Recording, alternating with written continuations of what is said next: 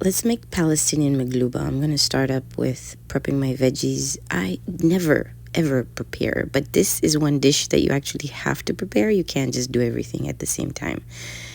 When I say I don't prepare, I mean like I'll chop my onion into my hot pot as it cooks, like right there and then. But this way you can't do that.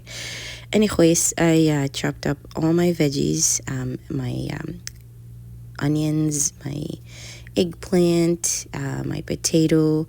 I ended up using only one potato because they sliced up actually quite thin, and I used the other potato for some other dish. And then I also sliced up my tomato, but I did not film that. This was my first time making Palestinian Maqluba.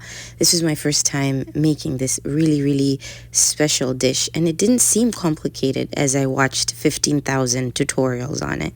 But one thing that I definitely missed out on was making sure that once everything has been cooked, which I'll show you at the end, I should have listened to most of the people and transferred everything into a different pot and layered everything slowly instead of just layering it on top of the already cooked chicken. So basically I'm saying you use a different pot from this one that we're frying everything into.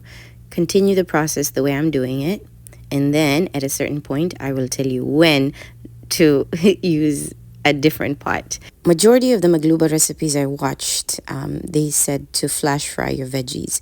Some though mentioned that you could optionally bake them in a little bit of olive oil, and you could just do that instead. So choose what you'd like.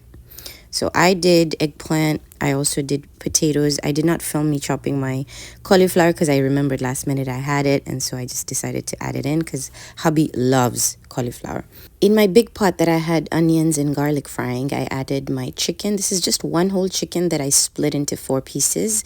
I salted, peppered. I added a tiny bit of paprika for color, my 5-spice mixture this I got from the Arabic food store, and some turmeric. I already told you salt.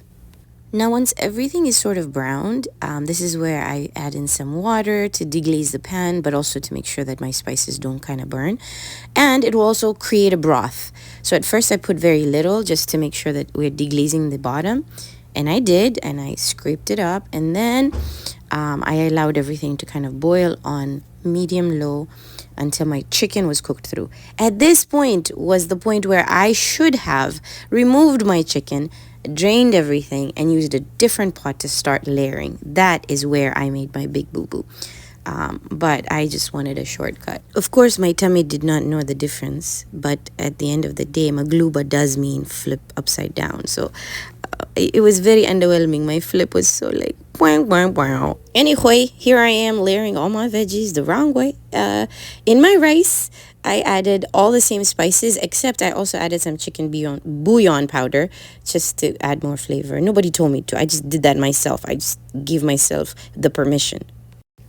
Had you done it the way you were supposed to, then you would be doing this in the different pot, remember? And you've already layered all your veggies at the bottom, and the rice does go at the top. So I added a little bit of water just because I felt like my liquid was not enough. Just make sure everything is submerged in the water, but not too submerged. So don't wet your mixture because you don't want it to be sticky. And then let it steam for about 20 to 30 minutes. And here's my very underwhelming very underwhelming flip, but it's okay. We live and we learn, and that's the point. I might be a professional, which I am, at Swahili food, but I'm a rookie at many other cuisines of the world, especially Palestinian cuisine. This dish was delicious. My kids absolutely loved it, and I pray and I pray and I pray for a free Palestine. Amen. Thank you for watching.